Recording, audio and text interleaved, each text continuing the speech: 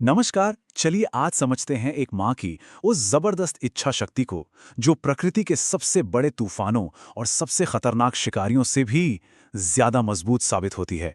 देखते हैं कि ये कहानी हमें इतना क्यों छू जाती है और इसकी बनावट में ऐसा क्या खास है। डर से बड़ा कोई शिकारी नहीं होता। तो कहानी की शुरुआत होती है इस एक दमदार लाइन से, जो आने वाली हर मुश्किल के लिए एक माहौल तैयार कर देती है। ये सिर्फ एक कहावत नहीं है, ये तो एक चेतावनी है। ये एक ऐसा अदृश्य दुश्मन है जिसका सामना हमारी हीरो चिक्की को हर कदम पर करना पड़ेगा। पहला भाग, एक मां की खतरनाक खोज। देखिए, हर महान कहानी एक कॉल टू एडवेंचर से शुरू होती है। एक ऐसा मोड़ जो हीरो को उसकी आम सी दुनिया से निकालकर एक अनजान सफर पर भेज देता है। चिक्की के लिए यह बुलावा उसके बच्चों की एक सीधी साधी मगर दिल को चीर देने वाली आवाज से आता है। मम्मा, हमें भूख लगी है। चिंकू और पिंकू के ये मासूम शब्द कहानी का पूरा इमोशनल दांव एक झटके में सेट कर देते हैं।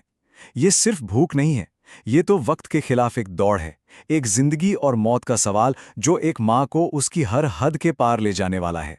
तो अब चिक्की एक भयानक कश्मकश में फंसी है। बाहर देखें तो जानलेवा तूफान है और अंदर भूख से तड़पते बच्चे।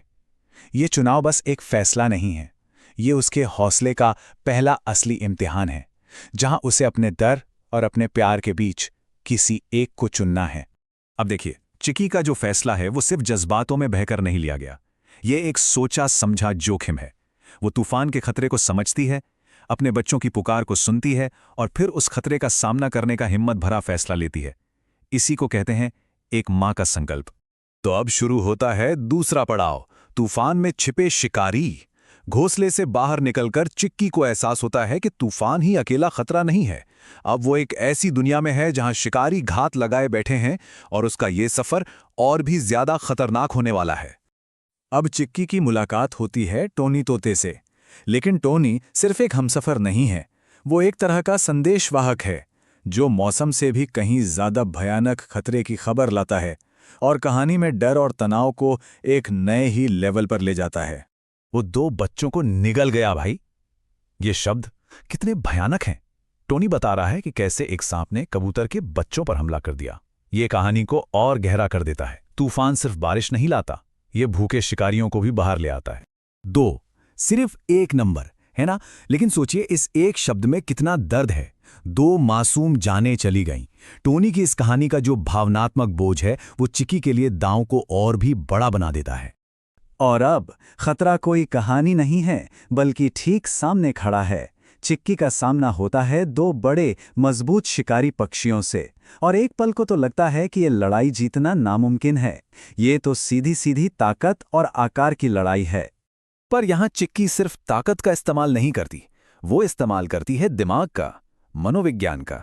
वो उन शिकारियों को एक दूसरे के ही खिलाफ कर देती है और यह साबित करती है कि अक्ल अक्सर ब्रूट फोर्स यानी कि पाश्विक बल से कहीं ज्यादा ताकतवर होती है।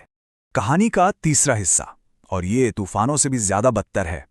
चिक्की ने बाहरी शिकारियों को तो हरा दिया, पर अब उसका सामना एक ऐसे दुश्मन से है जो अंदर से वार करता है। कहानी का फोकस अब एक अनदेखे और शायद कहीं ज्यादा डरावने खतरे की तरफ मुड़ जाता है। चिक्की के लौटने के बाद घोंसले में एक वायरल इन्फेक्शन बहुत तेजी से और भयानक तरीके से फैलने लगता है। जो पल राहत का होना चाहिए था, वो देखते ही देखते एक नए और डरावने सपने में बदल जाता है। डॉक्टर चिंटू का ये जवाब बच्चों के ठीक होने की हर मेडिकल उम्मीद को खत्म कर देता है।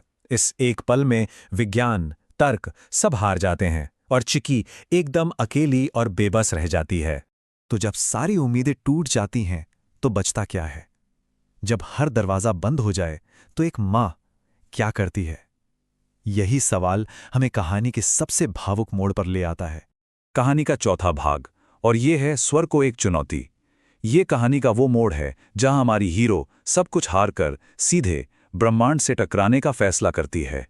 शांत शिखर, ये कोई आम पेड़ नहीं, ये एक बहुत ही पवित्र जगह है। कहते हैं यहां आसमान और आत्मा एक हो जाते हैं। ये जंगल में कहानी के सबसे बड़े आध्यात्मिक और भावनात्मक क्लाइमैक्स के लिए एक स्टेज तैयार करता है।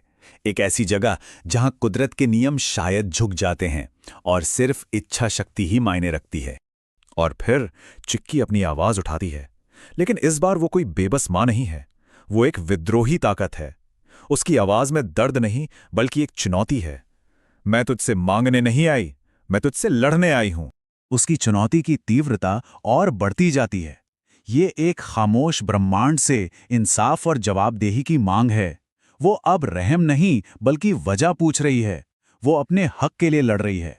और ये रही उसकी आखिरी मांग, जो हर मुश्किल के खिलाफ एक मां की इच्छा शक्ति की बेहिसाब ताकत का सबूत है। ये कोई प्रार्थना नहीं है, ये एक अल्टीमेटम है।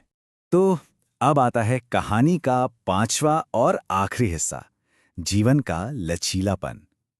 चुनौती तो दे दी गई है, अब हम उस आखिरी पड़ाव में हैं जो सिर्फ संघर्ष के अंजाम पर नहीं बल्कि इस पूरी मुश्किल से सीखे गए गहरे सबक पर भी रोशनी डालता है। ये वो पल है पुनरुत्थान का। घर लौटकर चिकी को पता चलता है कि उसकी चुनौती का जवाब मिल गया है। ये एक चमत्कार है, पर ये एक ऐसा चमत्कार है जिसे उसने अपनी अटूट इच्छा शक्ति और बेइंतहा प्यार से कमाया है। तो इस पूरे सफर से हम क्या सीखते हैं? वो कौन सा अमृत है जो चिक्की अपने साथ वापस लाती है? पहली बात, हिम्मत का मतलब डर का ना होना नहीं बल्कि डर के बावजूद आगे बढ़ना है। दूसरी, अक्ल हमेशा ताकत से बड़ी होती है। और तीसरी, एक माँ का प्यार कुदरत की सबसे बड़ी ताकतों में से एक है। तो आखिर में ये कहानी हमें एक सवाल के साथ छोड़ जाती है कि ताकत का असली पैमाना क्या है? क्या वो जिस्मानी ताकत है जो उन शिकारियों के पास थी, या फिर एक माँ के प्यार और उसकी इच्छा शक्ति की वो ना टूटने वाली हिम्मत जो सब कुछ खत्म हो जाने के बाद भी लड़ना जानती है?